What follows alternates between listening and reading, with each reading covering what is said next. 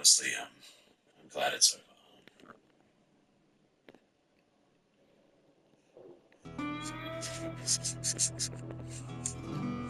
When I was 7, my family was working in fifth moved house. Which was street that was built on interaction with hundreds. The line of terrace properties themselves were fairly new, but when we moved in, they were only around 15 years old max. All of the properties have a rear garden that was divided by a metre-tall wooden fence. Each garden has a shared rear wall that is 7 foot tall and made of concrete. This wall separates the properties from the grounds of the local park.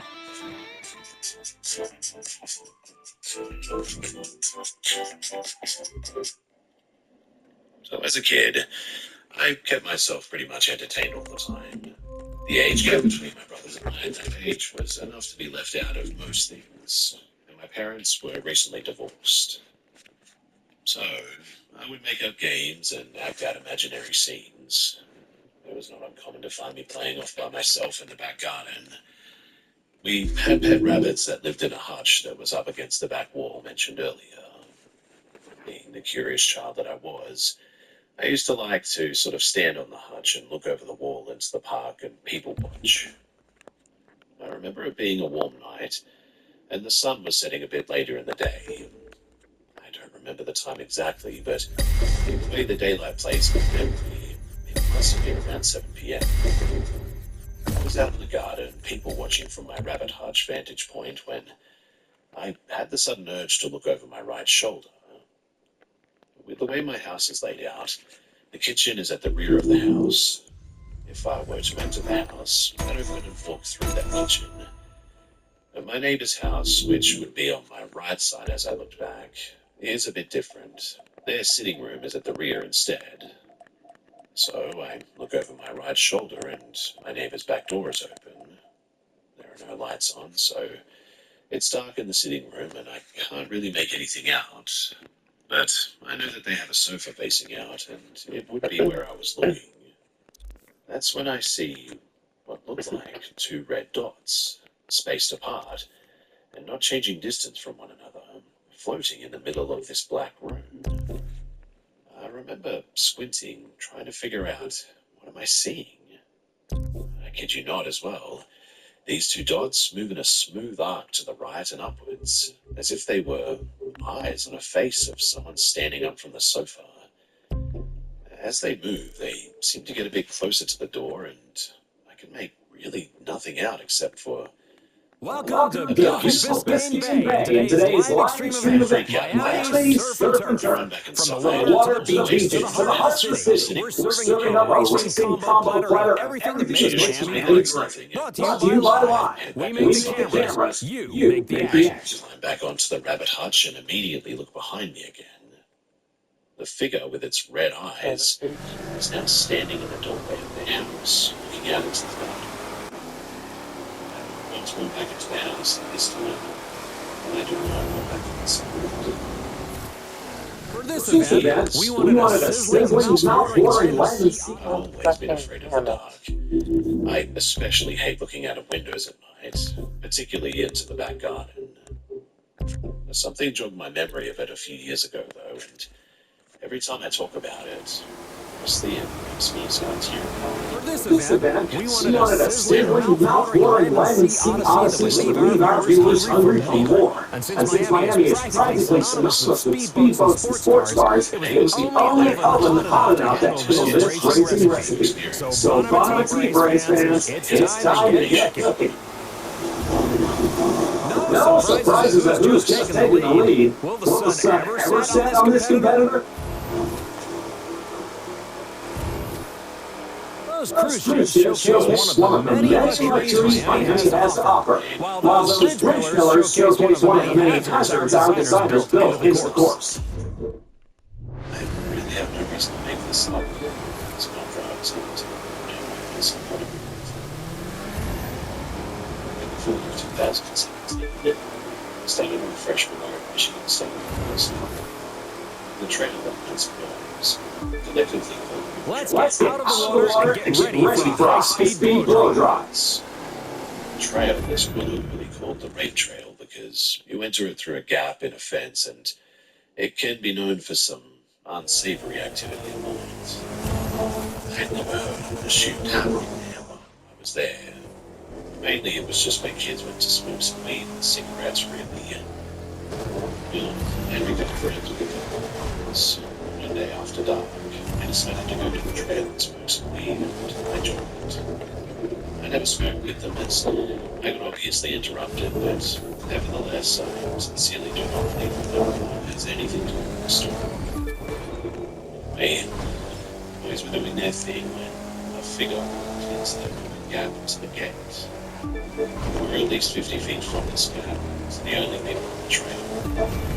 It's probably close to 10 p.m. So that's the moment. Given the lighting can be parking lights close to the gate open. Whoops. Looks like we may have left a few things on the beach. Hope our officials don't let those slow them down. I met him, so I relaxed a little, thinking everything was fine, and this person was a friend. They look at his name, but he never looks over at us. He goes off the trail path into the sticks, and everything is better. It doesn't make a sound. They're still calling me in, and it's confused why he's acting so bizarre. I can sense the boys tensing up at this stage, too.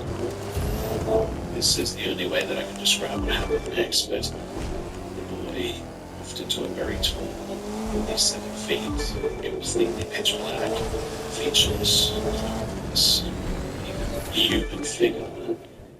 It was human-shaped, I suppose, extremely skinny, but reflected no light, and seemed almost two-dimensional. The figure looked at us dead on. It was maybe 50 feet away. We've had our turn. We've had our turn. So now it's time for dessert. Speed. It came up to us almost heavily, still covered features, eyes, nose, mouth, just horrible. Forget squirrels or goons. Here in Miami, the local wildlife includes alligators who make their homes in those waterways. Dog owners, if you live in Miami, be sure to keep your pets on a short leash. Boys very short, nasty, fangs and homeless. These are the Venetian Islands, a group of artificial islands constructed in the bay and connected by a bridge originally built in part by racing pioneer Carl G. Fisher. If only you could see what we're doing now. So the first person to speak, it was my friend who asked, "Can we just see something?" I said yes, and let's not talk about it. Our racers are on the final stretch to the finish line in downtown Miami. And with those hypercars capable of speeds up to 450 kilometers per hour, that's 280 miles per hour, folks. They'll be there before you know it. Since 2018. Truth, this was the end.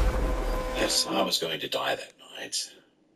But this day, I have never been finished from the Live Extreme Series Miami. to the point that I almost Be sure to follow us on social media. Until our next exciting unprecedented live extreme event, have a cold one, put on your shades, and enjoy your time in beautiful Miami. I know I will. Even then, not so much.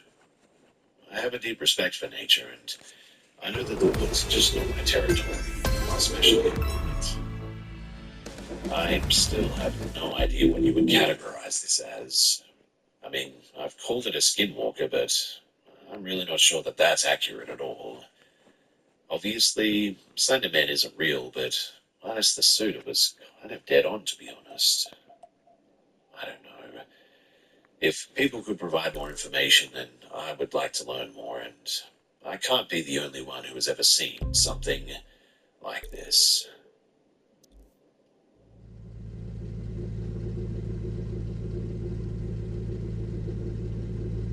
The location opened in 1878 and was originally known as I the don't know why anyone else would even bother. Insane. 1911 became known as the Pontiac State Hospital. It was renamed again in 1973 as the Clinton Valley Center. It ultimately closed in 1997, with one of the structures being torn down in 2000. The first open installers, the Eastern Michigan Asylum for the Insane, treated 222 patients, alleviating overcrowding from the psychiatric hospital. So, having grown over the years, having many additions and extra buildings constructed on the grounds. It reached its peak of operations in the 1950s as the Huntington State Hospital, with approximately 3,000 patients residing within. In the 1970s, the number had declined to roughly 800. It closed as the Clinton Valley Center in 1997. There were only 200 patients left, even less than when it had opened as the much smaller location from Central. The last remaining structure was seemingly a children's unit, given the presence of the playground outside and classrooms, a gymnasium, and a pool inside. The individual subway rooms seemed to be structured much like a school too. Most of my experiences have been in this building between the years of 2007 and 2017. I believe it was sometime between 2017 and 2020 that it was torn down. But that's the last piece of info that I can't seem to find anything on telephone. As a side note, a group of patients who died and were never claimed by family members stands in the Oak Hill Cemetery just down the road in downtown New York. Names listed on the room have death dates ranging from 1880 to 1962. Some places on the list are left blank, seeming to suggest that some sort of names and the exact dates of their deaths have been forgotten and or lost to time. Now, the first time that I went to Clinton Valley Center, the last building still standing, and it was as a let's go do some Burbank stuff situation, fueled by teenage stupidity. About urban exploration was minimal at best. However, on the side surrounded by neighborhoods, streets, and road fields seemed the safer option compared to abandoned buildings downtown that are known to have drug addicts and gang members passing through. We didn't take the paranormal into account at all. My first couple of visits, there wasn't much that happened really, other than a few feelings of being watched, I suppose. Third and fourth visits, some of us, myself included, began to catch glimpses of the edges of the picture.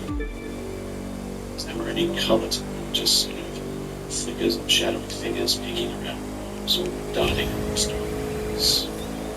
We saw these shadows in a lot of places, but in the areas that would have had the most traffic day to day, the administrative offices also had a bit of shadow activity too.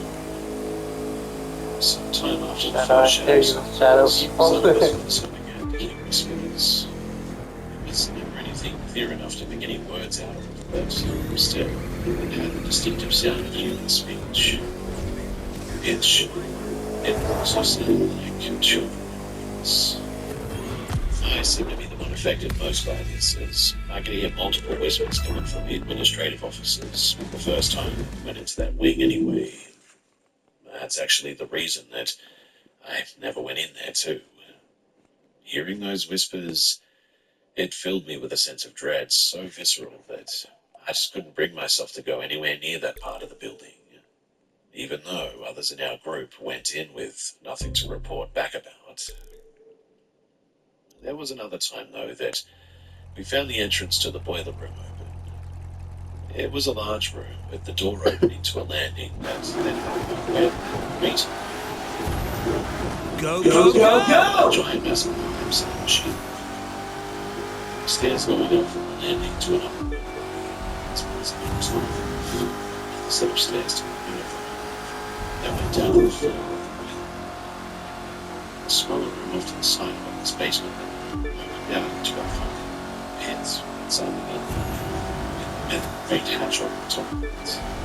My guess is to get machine parts in and out to store patients.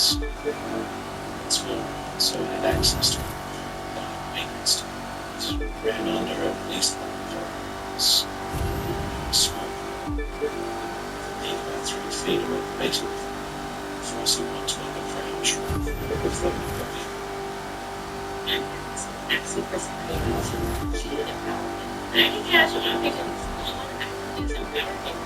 they can send you up to $100 instantly, so you and friends can enjoy the moment without worrying about money. Plus, with no late fees, no interest, and they don't need to. It's stress-free, and my people just look up for my next meeting, so I don't have to worry about keeping track. And because I always look in the news, there are Tongan applicants with 300,000 flights to the news. So if you need instant cash just like us, download Power today and get a 50 cash advance now. Stop worrying because the Power has your back.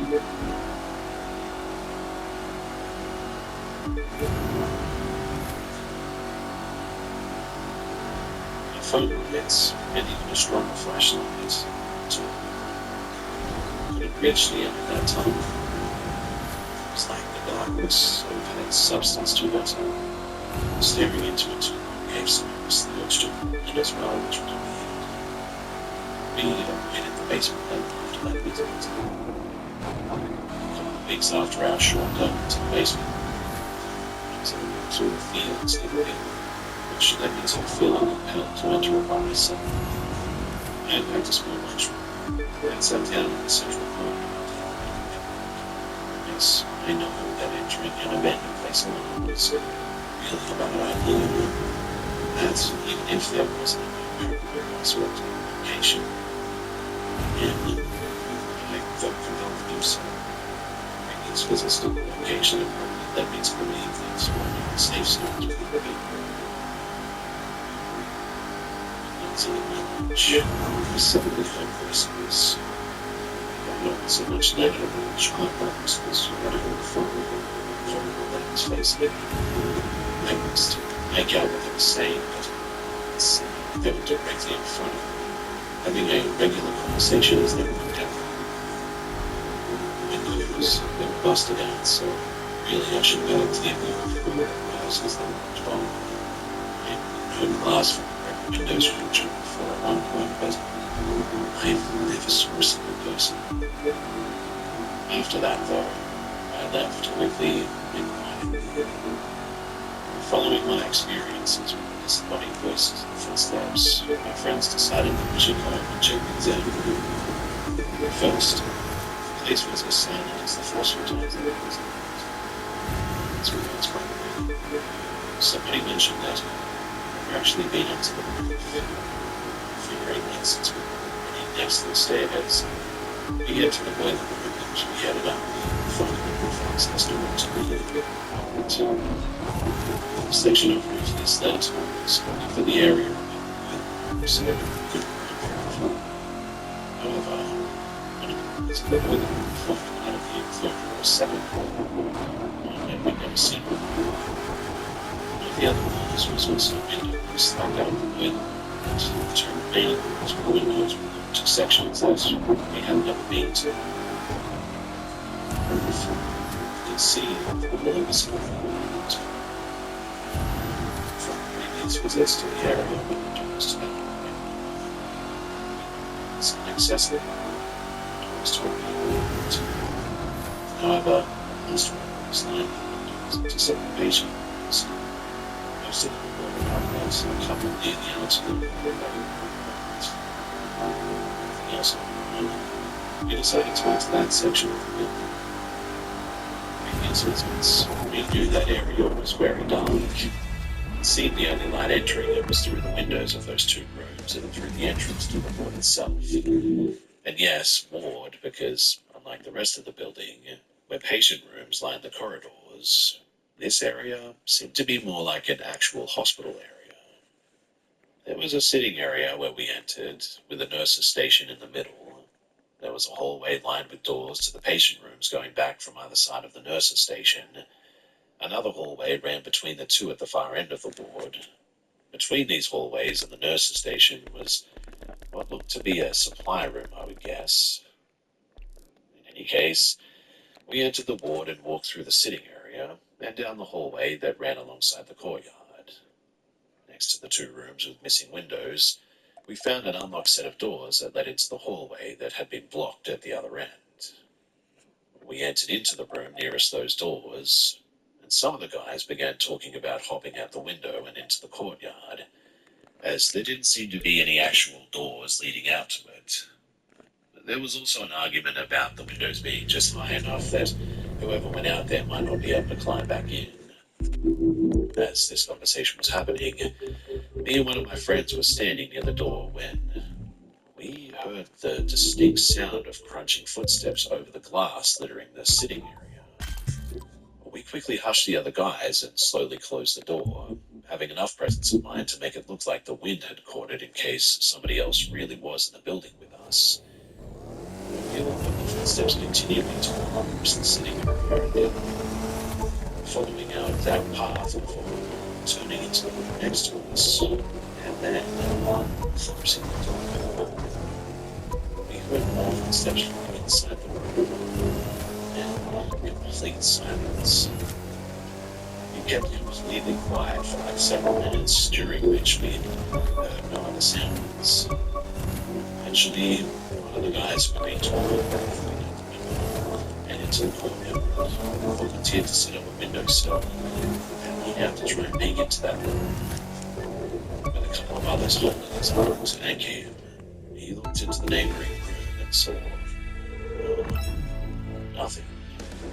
It was even though we all heard the footsteps, there was only an empty room behind that closed door. Figuring that was enough strangeness for one day, we unanimously decided to leave at this point. We first carefully peeked into the hallway to make sure that we hadn't misheard the footsteps next to us, to be certain that no one was lurking in the darkness of the room. And with the coast seemingly clear, we began to head toward the exit as quietly as we could. Those of us bringing up the rear turned to look back as we entered the sitting area. That was when the door to the other room suddenly flew open and slammed against them. The rest of the room also turned back at this point. Then, that was when we heard footsteps running toward us. Before we knew it, we were outside the bar, standing near the missing door that led to the parking lot. Those of us near the back had stopped because we noticed the footsteps had ground to a halt just at the entrance of the ward. There was plenty of light there, but still, no one to be seen. Whatever it was spectacular, it seemed to be down into that yard. As our group left, we swore to never go to that part of the building again. And a light-hearted comment was made about how we seemed to be labeling more and more of the place off limits because of all the paranormal happenings. It was our next visit, though, that would be the last time that any of us would ever set foot in that place again. It was at least a couple of months before anyone talked about the building again after this experience, much less looking back. When we finally did go back, no one really felt up to exploring the place anymore. I mean, after all, we had pretty much been everywhere by that point. We'd seen the classrooms, the gymnasium, the attached shower rooms, restrooms, the kitchen, the administrative offices. We'd been to the patient rooms and the hospital library. We went to those courtyards, the boiler room, the rooftop and the basement. Really, the only place that we hadn't explored was the tunnels under the building. But we rejected that idea along with ever going into the basement ever again. The ramp-up in activity with each of our visits also played a part in this, even if most of us wouldn't admit it. In the end, the only reason that we decided to go back into the building was to prank another group of friends. The plan was that we'd enter through the missing door, the same one next to the dark ward that we'd been chased out of the previous time, and turn right into one of the normal hallways lined in the patient rooms. Right next to that door had its window installed, which is out front was so open we could easily hide in the room and see what was happening out in the parking lot. We'd text the other room to meet us inside the building and then jump out to scare them. You know, just a stupid teenage shenanigans. Just very metal and very heavy. Naturally swung into an open position, so me and a couple of the other guys took turns leaning against it and shut. The three of us instantly at the same moment. They gave each other the looks that simultaneously asked, "Did you hear that too?" and confirmed that they did hear it. We heard two voices, a little boy and a little girl, whispering and yelling to each other. Right on the other side of the room. So we had to tell the others. The other room showed up. They called out to us, saying that they had seen a person in the window. They weren't going to fall for any of the scare pranks that the other one. We had the cat out of the bag now, and a couple of the guys decided to just jump out of the window and move out between the bushes. The guy stepped past me and reached out for the door. As soon as his hand touched it, every hair on my body stood on end, and I instinctively shoved him out of the way. The door flew open and slammed against the wall, almost hitting one of the other guys. Next thing that I knew, the tips of my toes were barely touching the ground as I was flung back 5 feet and pinned to the wall. My hair being completely blocked off. In the chaos that followed, half the guys had floundered over as if knocked out of the window and into the bushes, while the other half were bolted out the door around the corner and out of the door parking lot. Only the other two who had heard the voices of the stayed, rushing to grab my arms and pulling me forward. They had to drag me outside. It was only once I was on the threshold that I could breathe. They said that when I got flung back, I had turned deathly pale, and my colour only started to come back once I was outside and was able to breathe. Leaving me to hasten retreat on the grounds. As hasty as possible with me needing help walking across the parking lot. It was only after we had left the grounds that I fully regained my colour, strength, and ability to breathe again. However, as we began walking back to the nearest of the friends' groups' houses, I had periodic episodes where I turned pale again and began dry heaving too. Nothing ever came out, but my shadow told a different story. You see, a barely visible shadow, like the way a brighter light can cast the shadow of a flame, came out of my shadow's mouth and pulled on the ground. I don't know what that was. Ectoplasm. But it was only visible from my shadow, never my physical body, which was absolutely bizarre. As you can imagine, after that, we never went back to the building. Although, we did return to the grounds a few more times over the following years, mostly as a shortcut to the fields and small patches of lands we owned. Now, perhaps not too surprisingly, the fields and the woods near the children's building were so once part of the grounds of the original asylum. That would probably explain the strange occurrences that happened in those areas too, although nothing quite like what happened in the building. There was a large section of fields that was relatively flat. From what I've seen of the original asylum's buildings, that flat section was where the back half of the main complex had stood. The grass there was left to grow wild, flattening naturally from wind in the changing seasons. And there were also a few small clusters of trees that had sprouted out. On a few occasions, me and some of my friends would see a dark figure in the distance, either sort of crouch down in a tall clump of grass or step on in a group of trees. We'd never seen them come out of hiding, and it was only after we passed by and noticed that no one was there that we recognized the figures as shadow people. In one of the wooded areas, there were some concrete structures too, seemingly the foundations of a few small buildings that had what was once the edge of the grounds, I think. There were no traces of any of the walls, but we always guessed that there were maybe housing and storage areas for the groundskeepers. This would also possibly fit with the flat-topped pitch that had been on its fairly flat path moving across the fields to where the asylum was. The ridge, it had some old train tracks half buried on top of it. The rest of the tracks leading to the asylum had been removed, all fully swallowed by the ground at this stage. The train yard just on the other side of the creek from that ridge, it seems like it may have been used to transport things like coal and supplies to the asylum. Anyway, the area the concrete structures were in was heavily overgrown. Trees and branches had fallen over the years, and undergrowth had sprouted up all around, sometimes even within the foundations, if the concrete had cracked enough for a seed to take root. There was also always a sense that we shouldn't stand on those foundations. Time a small group of us did, it suddenly got very quiet, eerily so. It felt like we were standing in a small room crammed full of people. We quickly got off the concrete, but the wood stayed silent until we left that day. It felt like we were being watched the whole time, too. Now, this wasn't Pontiac, technically part of the greater Detroit metropolitan area. It was also a stone's throw from Waterford. Other towns have transitioned from urban streets to suburban neighborhoods to rural farms, forests, and fields. So, there was plenty of wildlife in the area, including deer. However, no larger predators, at least not around the asylum.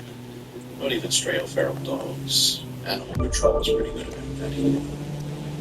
With that being said, it was very odd to be walking through waist-high grass and suddenly find ourselves in a flattened circle with no other trails leading in or out. It was even stranger to find the front half of a completely clean deer skeleton in the middle of the circle. It was just an antlered skull, two legs ending in the hooves, and a rib cage. The rest of it was nowhere to be seen, even when we looked around the area. Maybe there's a rational explanation for it, I get that. I mean, other than the way that we found the bones being odd, there was nothing supernatural that occurred while we were there or anything. However, given that it was on the former grounds of the asylum and seemingly had no reason for being there, I figured that I should include this. Well, following the demolition of most of the asylum structures in the year 2000, a neighborhood was constructed where the front half of the asylum's buildings remain. Considering my personal experiences in the children's building in the former grounds, it really makes me wonder if any of the homes experienced anything supernatural. A group of local government officers stands in front of the neighborhood on what was once the asylum's front lawn. The MDOT Oakland Transportation Service Center was built on a back road behind where the children's units had been. Between the time that I had moved away from the area, around the beginning of 2017, and the pandemic around the end of 2019, the children's unit was also finally torn down. It was now a flat field, much like where the back half of the asylum's main cluster of buildings had stood. In more recent years, that larger area of fields has seen the construction of two new locations. The one, fairly close to where the children's unit once stood, is Haven, a shelter for mothers and their children. Given that there's a playground outside and children living there, I can't help but feel it's a little too similar and too close to where the other buildings used to be. The other location is the FedEx Freight Center. It primarily occupies an area that used to be just a field on the ground surrounding the asylum, an area where my friends and I never really experienced anything paranormal. The last remaining section of fields and woods, the area where the concrete structures sit next to the ridge with the train tracks, and where we found the skeleton of a half deer in the tall grass, has remained mostly unaltered. There are now clearly defined dirt tracks weaving around the field, seeming to suggest that it's become the preferred riding spot for four-wheelers and dirt bikes. I will never forget my experiences from this location. It's something that has stuck with me. And like I said, I do wonder if any of these people that are living here have experienced anything like we did.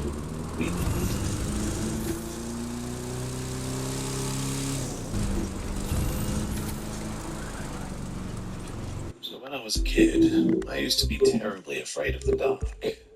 I would have to sleep with the closet light on and the bedroom door open to the living room where my mum would be watching TV late into the night. My bed, it was situated in the room where my head was to the wall in the back corner of the room, looking directly out of the door and into the living room. One night, I woke up in the middle of the night. The closet light was still on and the living room light was off because my mum had gone to bed. Everything was dead silent, and I looked out the door to the living room where I saw a silhouette just beyond the reach of the closet light. It was a human shape. You're so gonna win this one. It's about 6.5 feet or so. Felt like hours. I just sat there staring at it. Eventually, meekly called out to it, asking who was there, but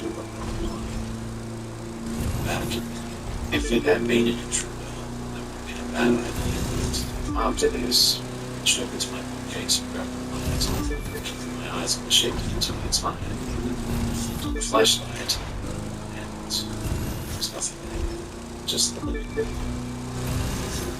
For a minute, I began searching the house. Again, if it were an intruder, I mean, it would trouble. My search came up empty. The basement door was still latched shut, and the attic door is behind that as well. So nobody was down there. The bathroom, the living room, the kitchen, parents' room, cat's room, both hallway closets, brother's room, and no tall man with a hat. At this point, I was convinced that I had just been seeing things. Back into the living room, where I looked in the direction of where I wanted to see the shape, but there was nothing that could make that shape. Just the coffee table and an armchair and one strip of sight. I went back to bed eventually, and when I laid down and shut off the flashlight, guards didn't see the shape this time. I have to think about being uncomfortable with open doors and since then. Yes, that room was not permanent. I never told anyone about this encounter for years afterward. But one day my mum and I were talking in the car and she mentioned that like a year or two after I had seen the shape, my brother had been really sick with fever and she had been taking care of him. So I went the house. She looked. She didn't see anything. This immediately raised some alarm bells because I said I didn't tell anyone about seeing it. Also, since I saw this man's shape just outside of my doorway, I go through the living room. This thing shape being watched, and the longer that I stay in there, the closer it gets. Feeling that immediately goes away when I get far enough down the hallway or into my bedroom. It never happens really late at night, at around 2 to 5 in the morning. Now, there was one last thing that happened in relation to this suicide story and the feeling of being watched every night. So I had to go to the kitchen and the bathroom. I started a job and I was at work when a completely disturbed man came into the store. He seemed to be in deep conversation with someone who was there. Referring to the person who wasn't there as Alex during the one-sided conversation. As he was passing by me, he stopped though, behind me, and armed and said to me, "Where's your friend?" I love his hat. Before he just continued moving, that suddenly chilled me to the bone. I do sometimes get this feeling just out and about that I'm being watched for a few seconds and get really freaked out. So it makes me wonder if the shape follows me outside the house sometimes. It'd be easy to just dismiss what he said since he clearly wasn't there, but it's really specific how he mentioned that. Not as if he were looking at something on me.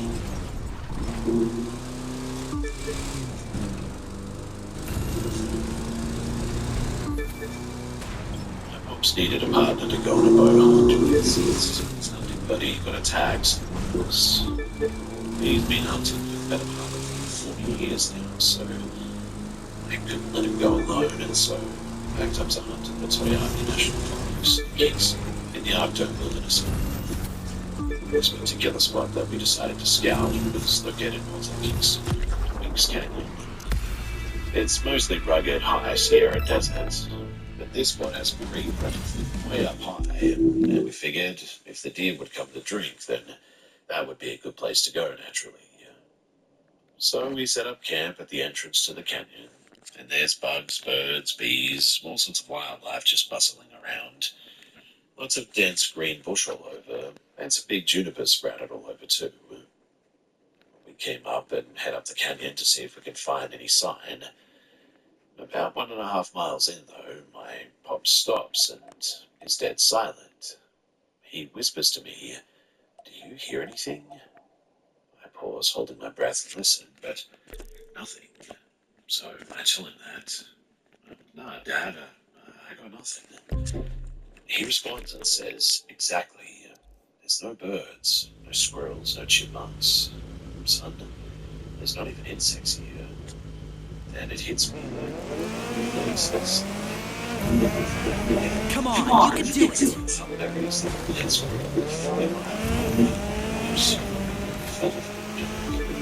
Tracks when I touched. Tracks it's that I figured it's just an unbelievable pressure from the hunters, but first on for about maybe another half a mile, turned around and saw nothing. That afternoon again, finishing up the birds just flew in from the valley. And in a portion of the hurricane, I would have gone into the canyons. It was pretty okay. Discussing this as general uneasiness, he eventually went to bed. I was playing by streams that night. None that I can recollect, but I woke in ferocious, prepared out to do some points. Dad steps out to me, then when he came back, I did the same. And I cannot explain to you the feeling that I had, but I shrugged. There, my eyes were blinked. They were not small. I could feel them. For once, I was moving my head back and forth, and my mind was in such a flight that I forgot that I was in the bathroom. I hastily went back into the tent. I sat down without saying a word. My dad said, I feel it too. I told him, yeah, something's out there, man. And my dad interrupted, saying, it's like this. To hear that come out of my dad's mouth, we have put up for skin. These years hunting and mining in remote places, and it's never been something like this. We stayed in the tent until some unnatural light came out of the sky. We hopped in the car and scouted elsewhere.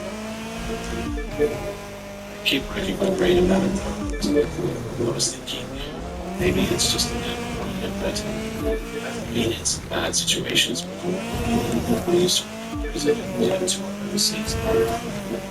I've even had the feeling of being stalked. This one shot straight into my soul. I just cannot shake the unnatural. Birds leaving the voices towards the desert front. Mostly the feeling of whatever that thing was that came to observe us. The only time we get up against them, I mostly asleep. Yeah, my pops reacted. I don't know. He's been out in these sorts of places with things sometimes. To see him like that, it says to me that it wasn't magical.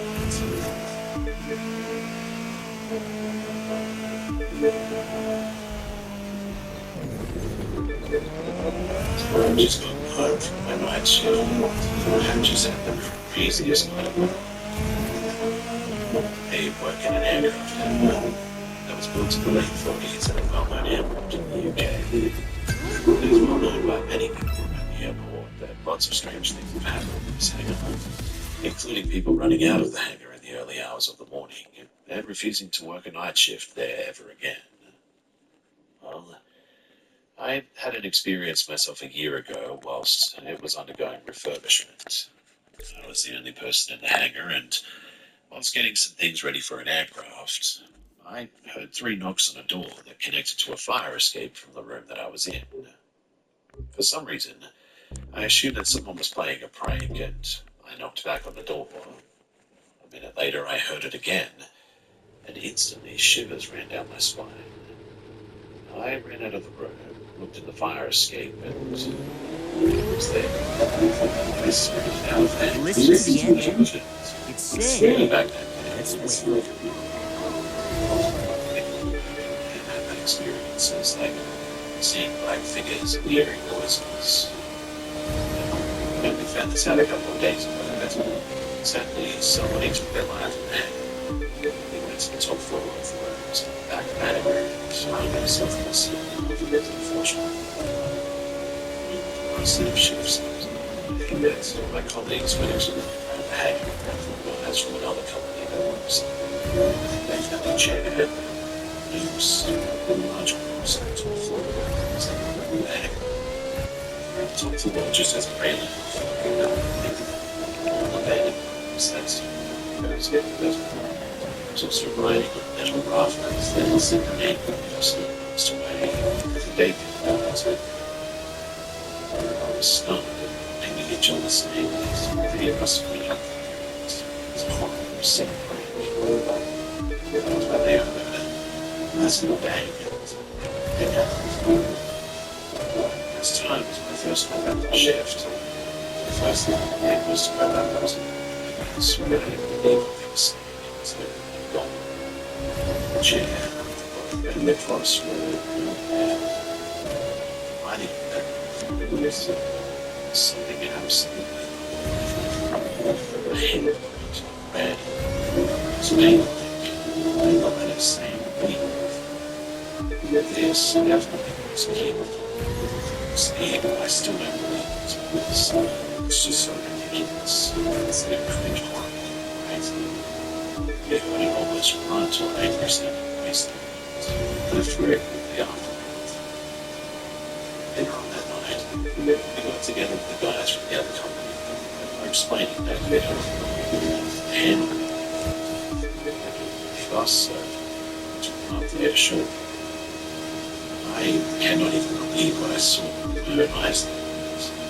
What happened to them? Only got my head entrance. The idea of things that were shoving with their men and falling on them. Once we got in, the chair that they were sitting back in. Now pointed at the door. People there in disbelief. We got it not. That's when we ran as fast as we could down. We then went to the floor alone. So I said that 2 times. I really don't know what you're going. I saw that I feel it. I was really sorry. Projected in midair. It crashed into the 30 plus pieces and showed that had been used the door upstairs. We ran out. I tripped on a piece of metal that was left on the floor underneath my leg. It was also unbelievable. Honestly, I was hoping that somebody has played about Germans. There's not many people that have done stories about this have. I'm starting to believe that this stuff is real. I enjoy my job, so I certainly don't want to disrespect the spirits. I just want to be left alone.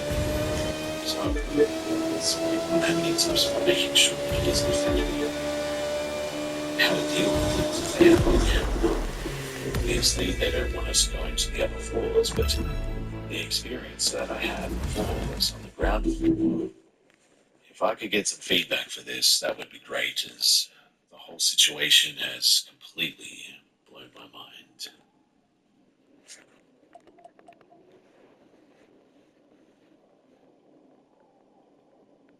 My daughter, who is 3, is finally talking to where we can understand most of what she says. We recently bought a house and finished moving in. It's a nice, quiet neighborhood outside of our next door Karen, but that's another story.